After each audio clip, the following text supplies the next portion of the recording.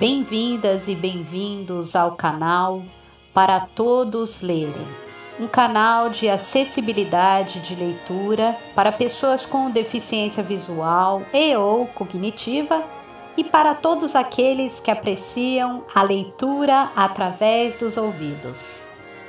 Este é um canal sem fins lucrativos, porém eu peço encarecidamente que vocês se inscrevam no canal e deem o seu like se estiverem gostando, para que mais pessoas, através dos algoritmos, tenham acesso ao canal quando elas fizerem suas buscas por audiolivros. Muito obrigada pela tua presença, seja sempre bem-vinda e bem-vindo, e um abraço.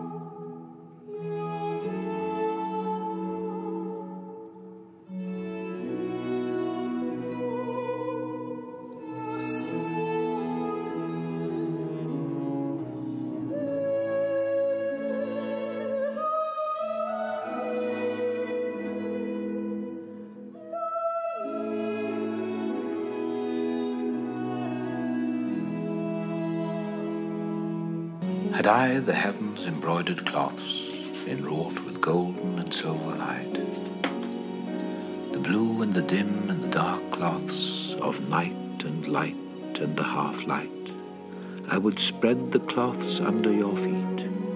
But I, being poor, have only my dreams. I have spread my dreams under your feet. Tread softly, because you tread on my dreams. Tivesse eu os tecidos bordados dos céus, estenderia esses tecidos a teus pés, mas eu, que sou pobre, apenas tenho sonhos. São os meus sonhos que eu estendi a teus pés. Sê suave no pisar, que pisas os meus sonhos. Do poema de William Butler Yeats, ele deseja os tecidos do céu.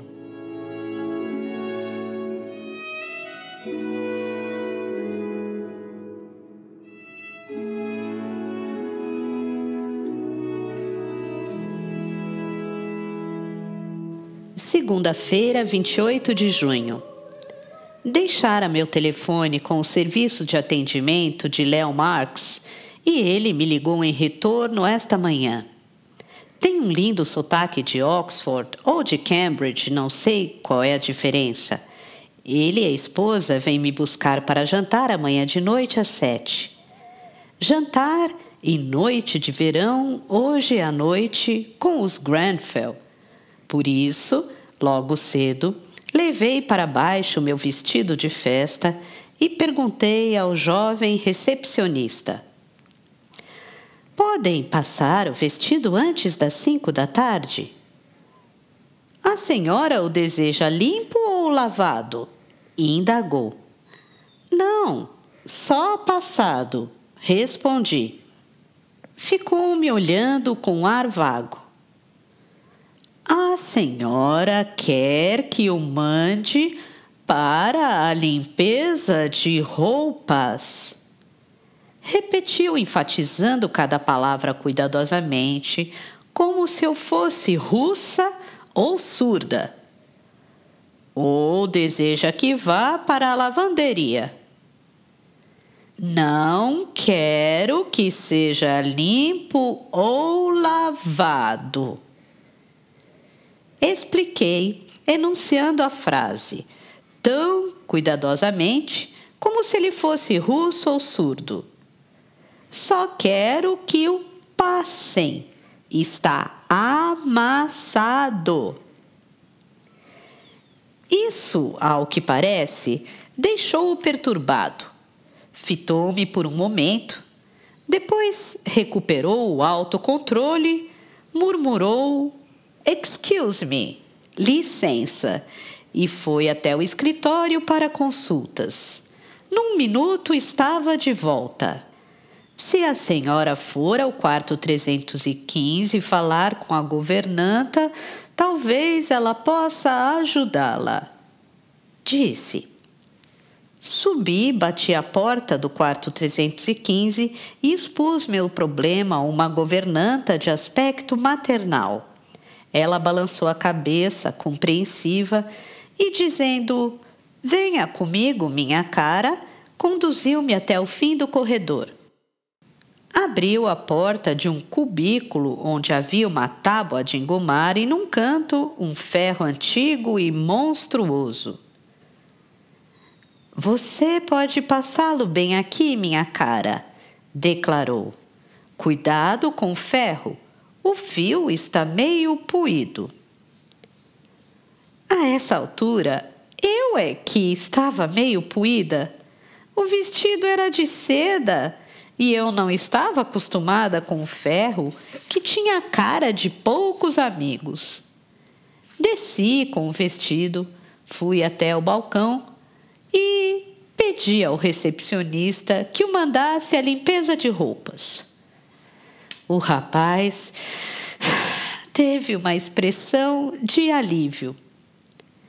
Eis no que dá ser alérgica a tecidos com fios químicos num mundo em que escorrer, secar e vestir é a regra. Mais tarde. Perdi-me quando tentava encontrar o Waldorf a pé. Passei por ele, andei mais 2 quarteirões, voltei correndo e entrei a 1000 no vestíbulo 10 minutos atrasada. Joyce Grenfell devia estar vigiando a porta, pois veio logo ao meu encontro com a mesma aparência que tem nas telas. Andando à minha frente, acompanhou-me até o salão-restaurante, onde me apresentou ao marido. "Reedy", é assim que ela o chama quase sempre, e aos amigos australianos, Sir Charles e Lady Fitz. Ele é um médico famoso. Sentei-me, de repente, abalada ao constatar que essas 4 pessoas importantes tinham querido conhecer-me. Gente, a vida é uma coisa extraordinária. Há poucos anos atrás, não conseguia escrever ou vender nada. Já passara da idade quando se sabe que a loteria já correu. Tivera a minha oportunidade, esforçara-me ao máximo e fracassara. Como poderia adivinhar que o milagre estava esperando para acontecer ali na esquina, já em plena meia-idade? Entendam-me, Charing Cross Road 84 não foi nenhum best-seller, não me deixou rica nem me tornou famosa. Apenas me fez receber centenas de cartas e telefonemas de pessoas que eu nem sabia que existiam. Obteve críticas maravilhosas e restaurou uma autoconfiança e uma autoestima que eu perdera em algum ponto do caminho. Só Deus sabe há quantos anos. Trouxe-me à Inglaterra, mudou minha vida. Os Grenfell tinham reservado poltronas na plateia para eles e os australianos. Quando Joyce leu que eu estava na cidade, convidou-me para ir junto. Ainda que por causa disso, Reggie tivesse de renunciar a seu assento na plateia e passar para o balcão, fiquei horrorizada. É uma experiência entrar num teatro com uma personalidade famosa do palco. Todos os olhos do público se postaram nela e, ao nos instalarmos em nossas poltronas, podíamos sentir os pescoços a girarem na casa inteira. A produção de Peter Brooks, metade teatro, metade circo ruidoso, choca logo de início.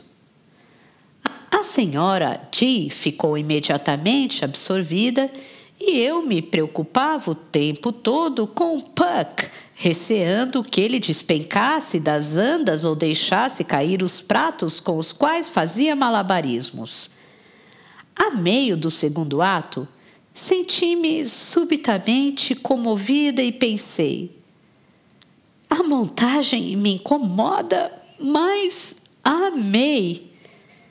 É loucamente estimulante ver Shakespeare explodir num palco daquele jeito. Trouxeram-me para o hotel depois que nos despedimos dos australianos. Joyce ao volante, porque se tratava de um carro novo, e Red queria que ela sentisse a máquina.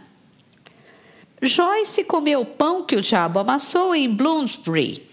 Aqui as ruas de mão única deixam os motoristas malucos. Eles têm de rodar uns 5 quarteirões fora do caminho normal até achar uma rua com a mão certa. E ela não ia me deixar do outro lado de Shaftesbury Avenue, na outra esquina de Great Russell Street. Ela não ia me largar depois da esquina com Bloomsbury Street. A entrada do hotel ficava em Great Russell Street e, por Deus, ela ia me depositar em frente à porta. Após meia hora de zigue-zagues ao norte e sul, ela o conseguiu triunfante e aceitou de bom grado meus parabéns. Disse-me que vão para fora, mas em 13 de julho estarão de volta para o seu diálogo na igreja. Ela tem mensalmente um diálogo com o ministro sobre a natureza do amor, a natureza do belo e assim por diante. Em culto ao meio-dia, na igreja de Santa Maria Le Beau, em Cheapside, convidou-me. Por que você não vem ao diálogo de 13 de julho e então janta conosco à noite e vamos de carro apreciar a cidade? Expliquei-lhe que não tinha certeza de ainda estar por aqui nesta data, embora esperasse permanecer até dia 15. Durante o segundo ato, aquele resfriado afinal me pegou. Comecei a tossir e quase me estrangulei tentando abafar a tosse. Inclinei-me e sussurrei, escusando-me a Joyce. Passei o fim de semana lutando contra um resfriado. Ela pensou um pouco no assunto, depois inclinou-se também e sussurrou em resposta. Ora, tenha o seu resfriado. De modo que o estou curtindo, sentada na cama, tossindo e fumando, e nem isso me deprime. Tenho a impressão de estar vivendo uma hipnose profunda. Cada vez que boto no correio um postal para casa, poderia usar euforia como endereço do remetente. Quinta-feira, 29 de junho. Estou no salão de refeições, bebendo minha 4ª ou 5ª xícara de café. Sinto-me como a gente se sente na primeira manhã de um resfriado para valer. Ia telefonar para Leo Marx e cancelar o compromisso para o jantar, mas, se permanecer no hotel o dia inteiro, vou querer sair à noite. Mantenho, portanto, o encontro e vou tentar não tossir em cima deles. O salão está se esvaziando agora. Entre as 8 e as 9, todas as manhãs, fica superlotado com os garçons frenéticos. A diária inclui de jejum inglês completo e todos nós comemos de tudo: suco de frutas ou cereal, ovos com bacon, torradas e geleia, chá ou café. E a moça que traz o bule de café pergunta: escuro ou pingado? Os fregueses habituais do de jejum sempre incluem caixeiros viajantes ingleses chegados do interior a negócios e um sortimento de mulheres de meia-idade provenientes de todos os pontos do Reino Unido que viajam sozinhas. Elas nunca dizem Grã-Bretanha, e sim o R.U, Reino Unido. Alguns pálidos professores de nariz pontudo estão armazenando combustível suficiente para atravessar o dia no Museu Britânico. Todos têm cara de quem almoça iogurte. Hoje de manhã, uma comprida mesa de matronas escocesas que vieram para uma conferência na companhia de um vigário, jovem e bem escovado.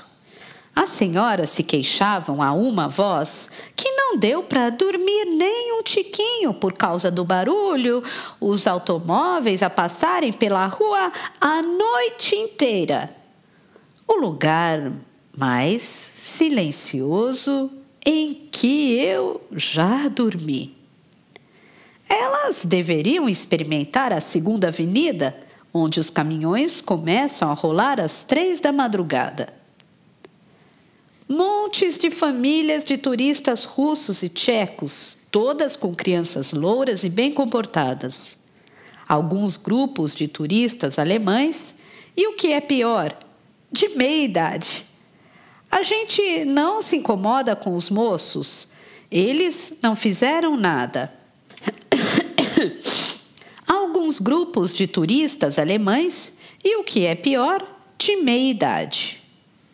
A gente não se incomoda com os moços. Eles não fizeram nada. Todos os grupos de turistas comem com o olho no relógio porque se inscreveram em diversos passeios de ônibus e os veículos partem do hotel às 9 em ponto. Faltando 2 minutos para as 9, alemães, russos e tchecos se movimentam pesadamente em laborioso êxodo na direção da portaria, onde os tchecos gesticulam desvairados diante das tabuletas que não podem ler e os guias turísticos alemães barram Achtung e halte, a fim de colocar todos em linha. Os russos, sisudamente, acham os ônibus e embarcam. As únicas americanas, além de mim, apareceram no de jejum pela primeira vez esta manhã. 3 universitárias californianas, louras, bronzeadas, radiosamente saudáveis, a conferir ansiosamente se o de jejum inglês completo significava que se podia pedir tudo, se já havia incluído no preço do quarto. Pedi mais um café à garçonete e, ao ouvirem meu sotaque americano, uma delas veio à minha mesa para perguntar o que é que se podia pedir e se era o caso de dar gorjeta. Não, a gerência acrescenta 12% nas contas para gorjetas. Álvaro se escandalizou quando no primeiro dia tentei gratificá-lo. Não, disse ele, já está tudo previsto. Vou agora me recolher ao quarto com os jornais da última semana e seus diabólicos problemas de palavras cruzadas e passar a manhã gozando minha doença, como costumava dizer minha mãe. Nota criminal do Vespertino de sábado. Abre aspas. Multa de 50 libras para professor que abusou de moça em Wimbledon. Fecha aspas. Um professor de estatística na Universidade de Londres, com 54 anos de idade, compareceu hoje ao tribunal acusado de comportamento impróprio no campeonato de tênis em Wimbledon. Foi multado em 50 libras após admitir abordagem com intenções obscenas nas gerais da quadra número 1. O policial Patrick Doyle contou aos magistrados de Wimbledon que o réu colocara um braço em torno de uma jovem de 18 anos para palpar-lhe os seios. O réu, que é casado, declarou: "Sofri um lapso temporário do juízo. É ridículo um homem na minha posição agir dessa maneira." Um árbitro de Wimbledon, com a idade de 66 anos, também foi acusado de comportamento impróprio. No total, 10 homens compareceram ao tribunal debaixo de acusação semelhante. O árbitro sexagenário teve uma sorte extra. Ganhou o retrato no jornal. um classificado para vocês. Palácio de Buckingham. Vaga no centro de lavagem da cozinha principal. Só para mulheres. Sem alojamento. Enviar carta ao patrão da residência. Palácio de Buckingham, Londres, SW1. Não seria bom pegar esse emprego por um dia só para escutar os mexericos?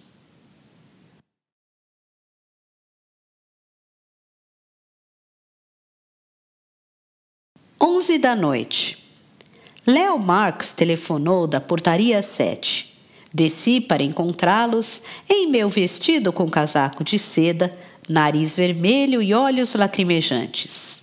Léo, que é um rapaz bonito, de cabelos escuros, disse: Como vai? Dá-nos muito prazer você poder sair conosco. Agora suba e vista um casaco, porque faz frio e está chovendo.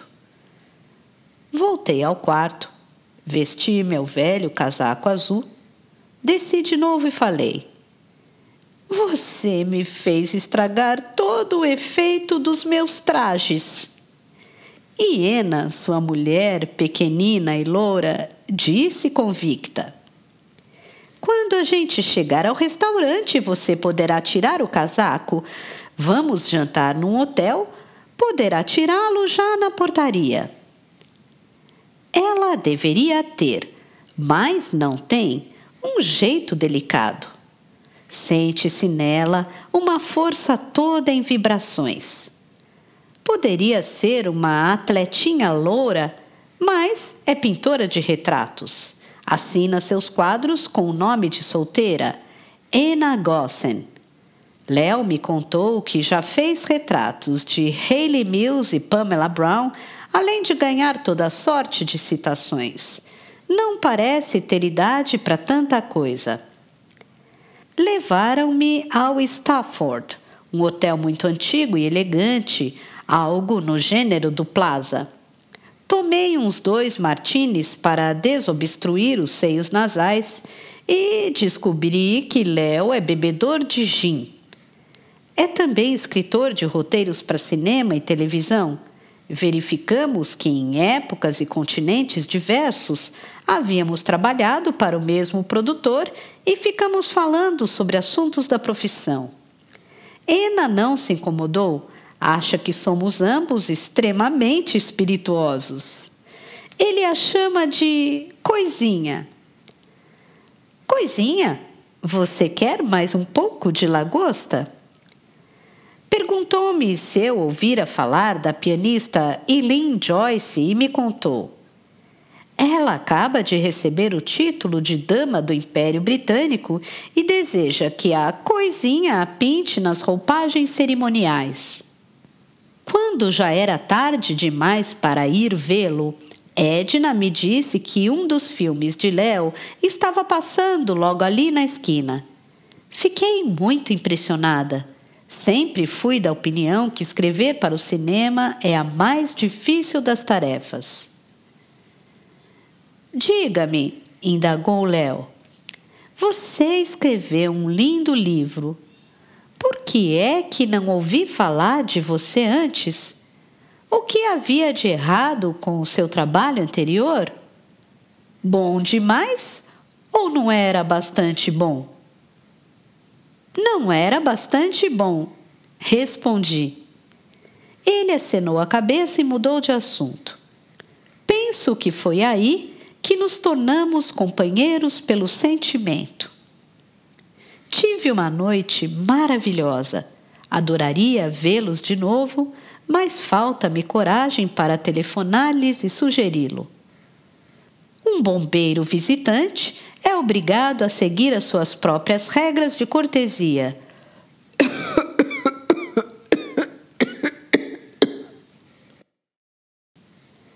Quarta-feira, 30 de junho.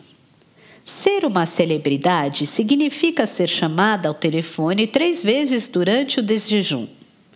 Na primeira vez, ao voltar à mesa, os ovos estão frios. Na segunda, Os ovos foram embora. Na terceira vez, você leva consigo o prato de ovos recém-preparados para a cabine telefônica na portaria. Joyce Grenfell telefonou para saber como ia minha tosse e dizer: não deixe de estar aqui no dia 13. Afirmei-lhe que assim o pretendia. A telefonista reconheceu a voz de Joyce e não transferiu a chamada para a cabine. Atendia no balcão e a telefonista e o caixa entraram praticamente em colapso quando afastei o aparelho de modo que eles pudessem escutá-la a chamar Reedy quando precisava perguntar-lhe qualquer coisa. Nora telefonou e, ao ouvir meu coacho, disse: por que é que eu não ia para a zona norte de Londres e deixava que ela tomasse conta de mim? Isso é tudo de que ela precisava. Desde que Frank morreu, trabalha no emprego de expediente integral. O coronel telefonou para avisar que a bolsa da BOAC será entregue hoje de manhã e ele veio me apanhar às 10 horas da manhã para a viagem a Stratford e Oxford. Após o desjejum, atravessei a rua para comprar lenços de papel e pastilhas contra a tosse. Existe uma fileira de pequenas lojas em frente ao hotel em Great Russell Street, uma papelaria, um salão de beleza unissex, uma livraria especializada em cinema e uma loja de comida indiana que também oferece alimentos naturais. Além dessas, há um grande pensionato para mulheres da Associação Cristã Feminina e uma barraca de frutas na calçada. Parei na barraca para levar uns pêssegos e, enquanto aguardava o troco, notei um quadro de avisos com tampa de vidro do lado de fora da papelaria. Recebi o troco e fui ler o tal quadro. À primeira vista, os avisos parecem anúncios comuns, oferecendo objetos e procurando empregos, mas não se precisa ir muito além para se descobrir o engano. Entretanto, para os puros de coração, todos os quadros de aviso são puros, como, por exemplo, esta é a lista completa no quadro. Calcinhas quentes à venda. Telefone. Ex-atriz dá aulas de francês ou qualquer outra coisa. Telefone. Modelo masculino. Todos os serviços, TV, foto, borracha, couro, treinamento corretivo, telefone. Modelo procura posições pouco usuais, senhorita Culture. Telefone. Nova e linda boneca loura à venda, anda e fala. Telefone. Tom, o domador, dá lições de conduta à mais estrita. Telefone. Moça francesa, ex-governante, muitas posições, procura novos pupilos, ambos os sexos. Telefone. Precisa-se de 3 sacos de dormir em bom estado, preços razoáveis, procurar a Associação Cristã Feminina, Great Russell Street.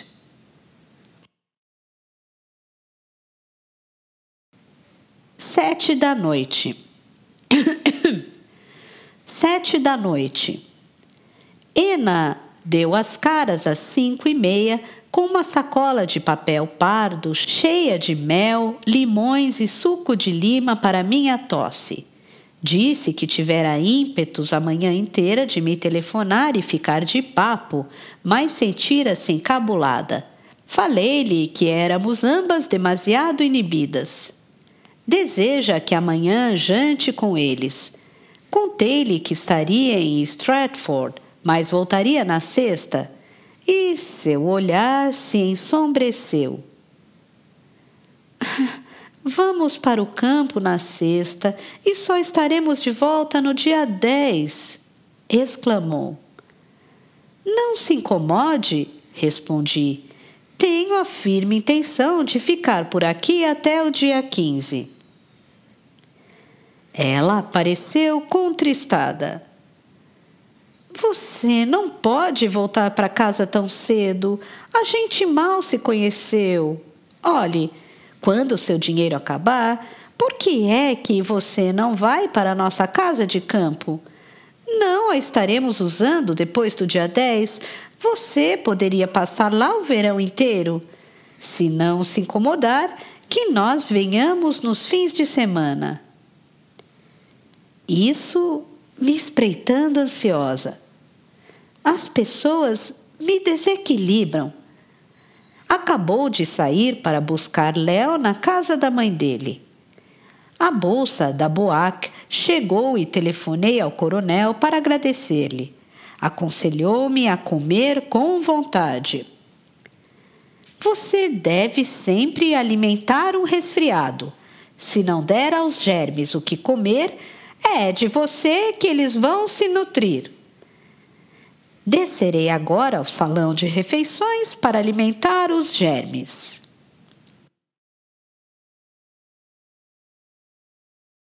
Mais tarde, pedi frango à Maryland, que resultou ser um filé de frango achatado como costela de vitela, frito à milanesa com uma fatia de bacon e uma salsicha grossa. A sobremesa foi coupe jamaica. Não a pedi, mas sim o casal da mesa ao lado. Um biscoito comprido e estreito a emergir de uma bola de sorvete de baunilha que, por sua vez, descansava numa rodela de abacaxi enlatado. Provavelmente confundiria a Jamaica da mesma forma que o frango confundiria Maryland. Mas alguém me contou uma vez que em Paris há um restaurante em cujo cardápio se lê batatas à French fries. Quinta-feira, 1º de julho, Stratford, meia-noite. Estou escrevendo isto na cama, num luxuoso quarto de motel, carpete de parede a parede, poltrona, aparelho de televisão, penteadeira e um lindo banheiro contíguo em lajotas cor de malva.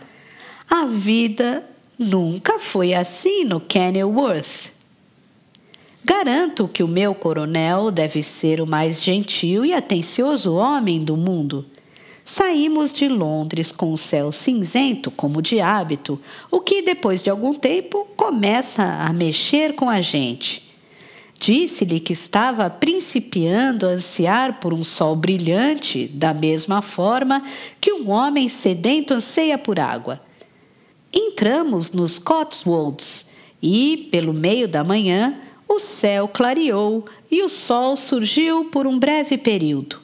No minuto em que isso aconteceu, ele parou o carro no acostamento, tirou uma cadeira desmontável da mala e armou-a para mim num trecho de grama, a fim de que eu pudesse pegar um pouco de sol enquanto durasse.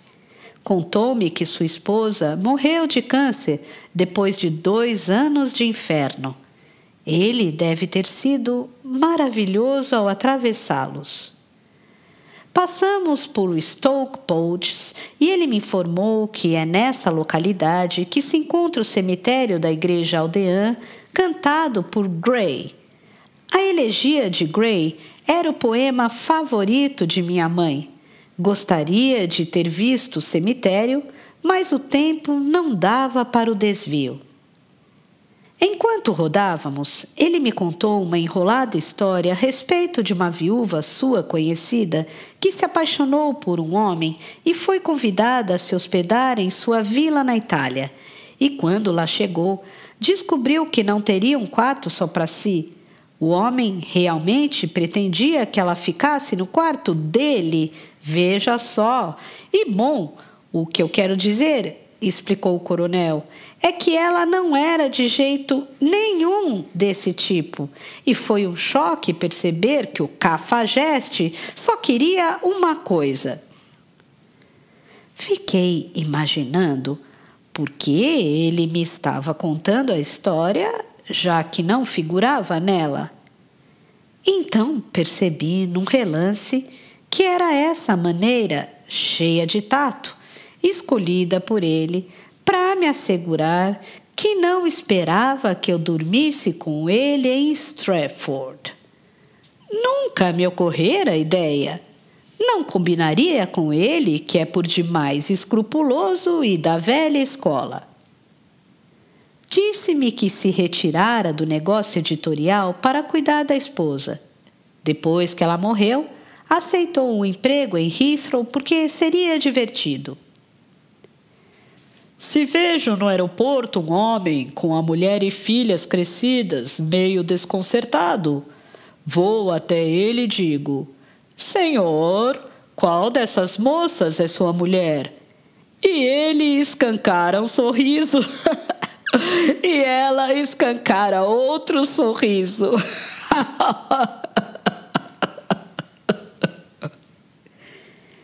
Se vejo um casal de meia-idade, com a aparência meio abatida, você sabe, chego junto e pergunto: os amigos aí estão na sua lua de mel?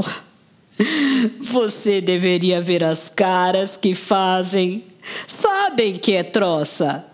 Alguns deles, pelo menos.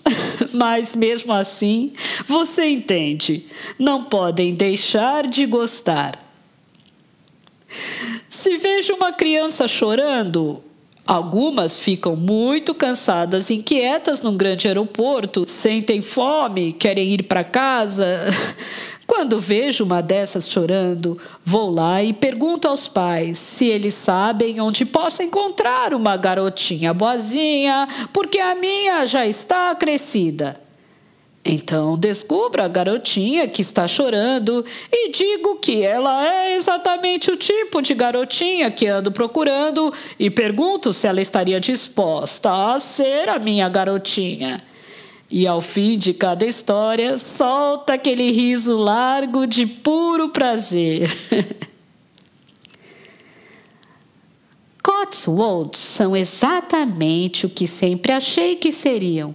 Extensões de campo verde, onde aqui e ali se erguem aldeias inglesas que dão a impressão de não terem mudado desde os tempos de Elizabeth I.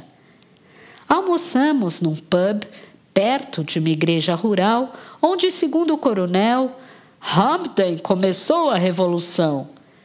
Não tive a coragem de dizer-lhe que não sei quem foi Hampden. Stratford é além de Oxford. Amanhã a gente retorna. Passamos por tabuletas indicativas do caminho para Oxford e contei-lhe sobre Great Tew. Anos atrás, alguém me enviou um cartão postal, a fotografia de 5 casas com telhados de palha escorregando pela encosta de uma colina, e escreveu no verso: Isso é Great Tew. Não está no mapa. Você tem de se perder no caminho para Oxford. A foto passava uma visão tão idealizada da Inglaterra rural que eu não acreditava que a aldeia realmente existisse. Costumava ficar horas contemplando o cartão postal. Guardei-o durante anos metido nos meus versos ingleses de Oxford. Ótimo! Declarou o coronel, inspirado pelo desafio. Vamos ter de encontrar Great Tew e ver se continua na mesma. Costurou para cima e para baixo, através dos Cotswolds, até que finalmente encontramos tabuletas apontando para Tew e Little Tew. Contornamos uma curva e lá estava Great Tew, exatamente igual ao que se via no cartão. 5 antigas casas de pedra com telhados de palha ainda escorregando pela encosta da colina. O coronel disse que foram construídas na época de Henrique VIII. 500 anos depois, ainda são habitadas. Havia cortinas brancas e flores nas janelas, assim como jardins de rosas nos terrenos em frente às casas. O coronel estacionou o carro, o único automóvel à vista, e saltamos. Na estrada abaixo das casas ficava o único outro prédio da aldeia que reunia num só compartimento uma venda e uma agência de correio. Ninguém se encontrava lá a não ser a mulher que administra o negócio. Do lado de fora, não tínhamos visto viva alma. O coronel comprou sorvete, pediu um copo de leite e recebi uma garrafa de quartilho e um canudo. Meu companheiro disse à proprietária que eu viera de Nova York e havia pedido especialmente para ver Great Teal. Enquanto falavam, eu segurava a garrafa com a preocupação de tomar pelo menos umas boas goladas a fim de não ferir os sentimentos da mulher. Depois de tomar todo esse leite, olhei em volta à procura de um lugar discreto para colocar a garrafa e descobri que a loja subitamente ficaria cheia de gente, homens com bonés de camponês e mulheres de vestidos estampados.